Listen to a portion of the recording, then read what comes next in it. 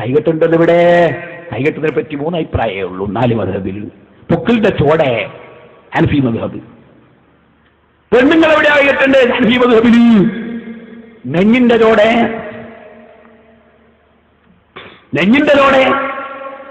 അലാ സദ്രി എന്നർത്ഥം വരുന്ന വാചകമുണ്ടല്ലോ.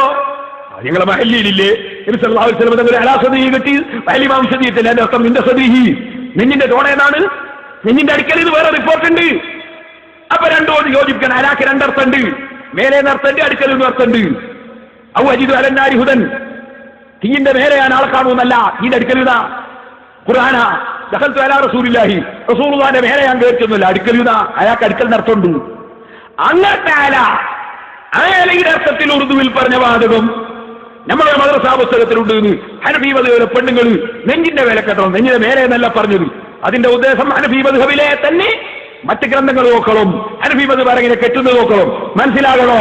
അതാ ഹനഫി മദ്ഹബ് ആരടാ കുറ്റിയാടിയിൽ സുറാജുള്ളതിൽ ഹനഫികളതാ. അവർ പഠിക്കുന്നവരുണ്ട്, പഠിപ്പിക്കുന്നവരുണ്ട്. ഞാൻ അവരെ വിളിച്ച് ചോദിച്ചു, എങ്ങനെയാ കെട്ടല്? ഞാൻ അവരെ പറ്റി കിതാബ് വിളിച്ചു, മുഴുവൻ പരിശോധിച്ചു. അലാ സദ്രി ചില ഗ്രന്ഥങ്ങളിലുണ്ട്.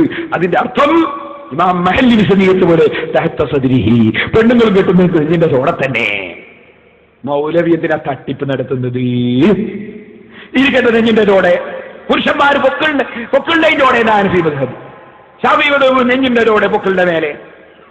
ഒരു മദ്ഹബിൽ താഴ്ത്തിയിടാന്നുണ്ട്, നെഞ്ഞത്ത് കെട്ടാൻ ആരെടുത്തില്ല. നിസ്കരിക്കുമ്പോ ആദ്യം ചെയ്യുന്ന പണി എന്താണ്? പത്ത് കിതാബിൽ 127-ാമത്തെ പേജിൽ പറയുന്നു, കൈകൾ രണ്ടും ചെവിക്ക് നേരെ ഉയർത്തി ഇടത്തെ മണികണ്ഠത്തിന്റെ മീതെ വലത്തെ മണികണ്ഠമാക്കി, ഇടത്തെ കൈയിന്റെ മീതെ വലത്തെ കൈയാക്കി നെഞ്ഞത്ത് വെച്ചു, നെഞ്ഞിലേക്ക് താഴ്ത്തി, നെഞ്ഞുകൊള്ള താഴ്ത്തി. പത്ത് കിതാബിൽ 127-ാമത്തെ പേജിൽ. ജനങ്ങളെ, പത്ത് കിതാബാണ്. മിക്കവാറും കുറെ ആൾക്കാർ വെള്ളിദർസിലൊക്കെ പഠിച്ചിട്ടുണ്ടാകും. ഒന്ന് മറിച്ചു നോക്കണേ. പി അബ്ദുൽ അസീസ് മുസ്ലിയാർ എഴുതിയ പരിഭാഷ. നെഞ്ഞിലേക്ക് താഴ്ത്തുക.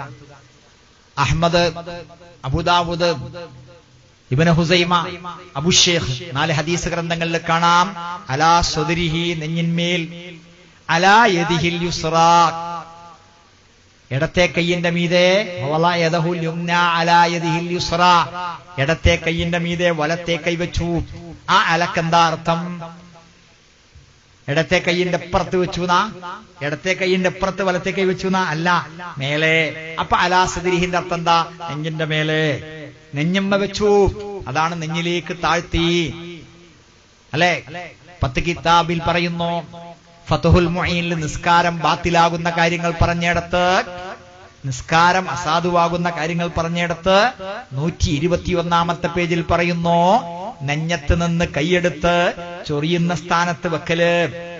പള്ളമ്മ വെച്ച കൈ എങ്ങനെയാ ചങ്ങാതിമാരെ നെഞ്ഞത്തെത്തിയത്?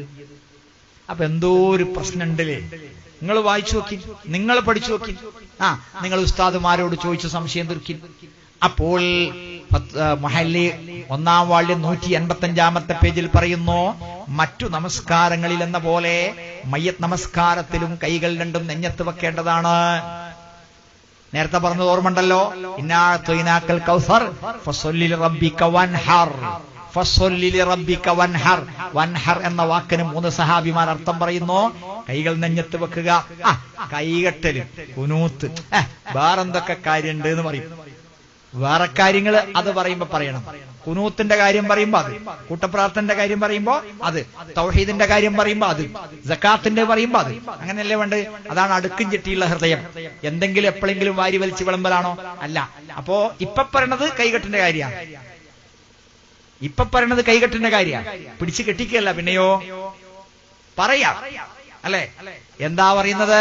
കൈകെട്ടലോ, അതൊക്കെ ചെറിയ ചെറിയ കാര്യങ്ങളല്ലേ. എന്നാൽ തിരുനബി സല്ലല്ലാഹു അലൈഹി വസല്ലം പറയുന്നു, സലാസത്തും മിൻ അഖ്ലാഖിൻ നുബുവ്വ, പ്രവാചകന്മാരുടെ സ്വഭാവത്തിൽപ്പെട്ടതാണ് 3 എണ്ണം. 1 തഅജീലുൽ ഫിത്ർ, ബാങ്ക് കൊടുക്കാൻ സമയമായ ഉടനെ നോമ്പുറക്കുക, ഉടനെ നോമ്പുറക്കുക. 2 തഖീറുസ് സഹൂർ, അത്താഴം വൈകിക്കുക. 5:15 സുബഹി, 4:45 ശേഷം 5 മണിക്ക് അത്താഴം കഴിക്കുക. 3 കൈകെട്ടുക നിസ്കാരത്തിൽ. അത് എല്ലാ അംബിയാ മുർസലുകളുടെയും സ്വഭാവത്തിൽപ്പെട്ടതാണെന്നാണ് റസൂലുള്ളാഹി സ്വല്ലല്ലാഹു അലൈഹി വസല്ലം പറയുന്നത്.